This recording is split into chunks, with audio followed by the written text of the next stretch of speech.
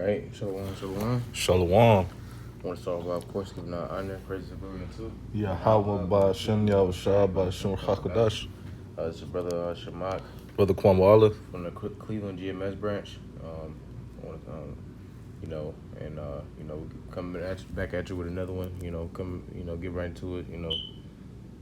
This book of Second Ezra, chapter 2, and verse 13. It says, "Go and ye shall receive. Pray for a few days unto you, that they may be shortened." And we are praying for a few days because of the times that we in. And knowing the things that we understand. It's a kingdom. That's about to be established. This is not it.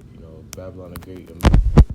Is not it for us. I was going to say, depart for this is not your rest. It will destroy you even with the sword of destruction. So, Scripture about we seek for a continuous city. Yeah. Right, because here there's no continuation. There's nothing but death here. Esau Right. don't do nothing but promote death. All right, he set up snares for you to fall in Babylon. All right. Right, and there ain't no continuation here. When you think about the culture and the lifestyle that the Israelites had, before the Americas, was established. You know what I'm saying? Esau does nothing but, water it down and, put his, wicked agenda, slap his wicked agenda on everything that, was supposed to be traditional or, towards the Lord. So it says, "Go and ye shall receive, pray for a few days unto you, that they may be shortened." The kingdom is already prepared for you. Watch, right? And the kingdom is already prepared because it's been established From the beginning. From the beginning, right? Let's get this in the book of Matthew, chapter 25, verse 24. It says, "Then he which had received the 1 talent, give me 1 second. It's like 34.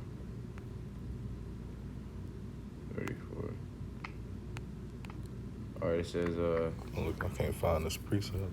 all right, it says, this book of Matthew, chapter 25 and 34. It says, "Then shall the king say unto them on his right hand, Come ye blessed of my Father, inherit the kingdom prepared for you from the foundation of the world." Right, the kingdom prepared for you from the foundation of the world. How can you prepare a kingdom, from the foundation of the world? That means it's already been established, man. It's already been planned out and prophesied by the Lord. That the kingdom will be established. So once again, all we doing is waiting on the Lord, man. You got another one. This is Isaiah 2:2. It says, "And it shall come to pass in the last days," because this lesson is topped off. The topic is the kingdom shall be established. Right. It says that the mountain of the Lord's, or the mountain represents government, and when the Lord comes, that's his government, or his people, or his elect. Starting with his elect, it says the house shall be established in the top of the mountains, all right, over all these other nations, all right, that deprived us, that oppressed us.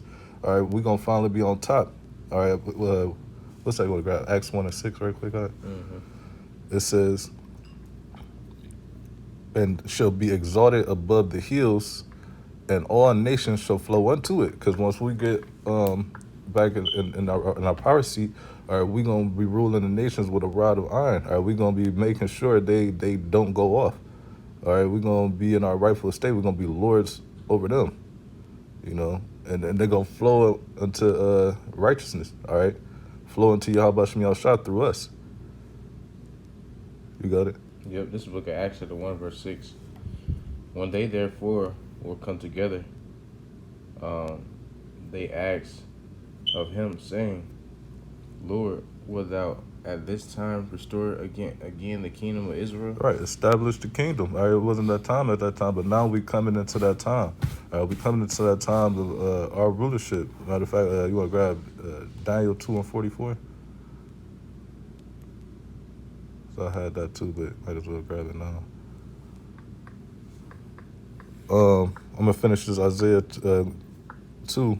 All right, this is Isaiah 2:3. It says, "And many people shall go and say, Come ye, and let us go up to the mountain of the Lord, to the house of the power of Jacob, All right. See, even then they're gonna know that right there that the Lord is our power. All right. It says, and He will teach us for His ways, and He will walk in His, and we will walk in His paths. For out of Zion shall go forth the law, and the word of the Lord from Jerusalem. Jerusalem. All right. We're gonna be lawgivers, judges. All right. The Lord setting up. He's right now. He's raising up judges for the times to come. All right.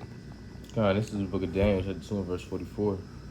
And in the days of these kings shall the power of heaven set up a kingdom. That's it. Right. That's our kingdom being established, getting set up.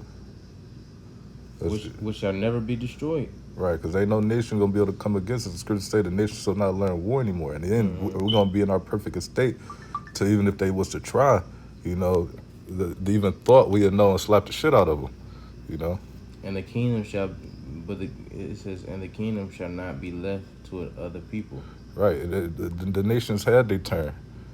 Right, it's Psalms 46 and 6. It's talking about that. All right, but the nations were moved. All right, they had their turn to rule. It says, but it shall break in pieces and consume all these kingdoms. Right, the Lord, go ahead. And it shall stand forever. Right, the Lord said, we are His battle axes and weapons of war. When the elect come down, all right, and take everybody over and put everybody in slavery, or and make them be forced into servitude. Read that back one more time. It says, but it shall break in pieces and consume all these kingdoms, and it shall stand forever. Right, the elect is gonna break in piece every nation, man. We're gonna put them under servitude. I got another precept for you too. This is the book of Daniel, chapter 2, and verse 40. Daniel chapter 2, verse. That's what we just read. 44. Yeah, I was about to get 44. That's what we just read. But I was about to say. At the NLT. And then I'll tell you, it says, during the reigns of those kings of Yahweh, of heaven, during the reigns of those kings, the power of heaven will set up a kingdom that will never be destroyed or conquered. Mm-hmm. It shall crush all these kingdoms into nothingness, and it shall stand forever. God. Right, because the scriptures say, it's in the same chapter as this. Matter of fact, verse 45. Let's get verse 45. It says that is, and NLT again says, that is the meaning of the rock cut from the mountain, though not by human hands, that crushed to pieces the statue of iron, bronze, clay, silver, and gold. The great power was showing the king that what will happen in the future, the dream is true, and the meaning is certain, right? So, the Lord was showing Nebuchadnezzar the order in which the kingdoms will be established, and ultimately going down, we're just talking about that rock that was graven out, talking about the nation of Israel, a rock or a mountain, is symbolic for a government, or, a kingdom, a mountain, scriptures talk about a mountain, a valley, you know what I'm saying? You got one? Yeah, the back you have this Esther 8 and 16. All right, because you just said how Nebuchadnezzar had the dream of how the end would be, all right, and seeing that Israel's going to be on top. All right, Balaam seen it too. All right, this is Esther 8 and 16. It says the Jews, it's like if you want to grab Numbers 23 and 9, Balaam seen it. Matter of fact, I'm about to just get that because that's what I just mixed these up. But this is Numbers 23 and 9. It says, from the top of the rocks, I see him. And that him is Jacob, all right, which represents Israel. It says, and from the hills I behold him, lo, the people shall dwell alone and not be reckoned among the nations. All right, we're going to be established. We're going to be how the Lord set us up to be in complete power, to be in complete rulership. All right, it said that we ain't going to be reckoned, either be bothered with by the other nations. All right, that's the establishment. And Balaam seen it. God. We got another one. Esther 8 and 16, because I was going to bring up how everybody going to flow, like this previous scripture, everybody going to flow to Jerusalem. All right, this is Esther 8:16, because they're going from the fear of us, they're going fall in order. This is Esther 8:16 says the Jews had light and gladness and joy and honor, and in every province, all right, that's going to be basically like everywhere in the world. It says in every city, whichsoever the king's commandment and his decree came out, because the Lord said what? The decree was he was going to give us famine in every land. It says that the Jews had joy and gladness, a feast and a good day, and many of the people of the land became Jews, all right, and to as a similitude, all right, people gonna conform to our beliefs, all right, they're gonna bow down to our rules, all right, the law, statutes, and commandments. Well, the Lord's law, statutes, and commandments. It says, and the commandment of his decree came, the Jews had joy and gladness, a feast and a good day, and many of the people of the land became Jews, for the fear of the Jews fell upon them. All right, and they're going to be, that's that establishment, man. Because right now, these people look at us like we ain't shit, like we bow words, nothing. All right, but now is a complete order about to be established. All right, the Lord about to come back and show these people that they ain't nothing but men.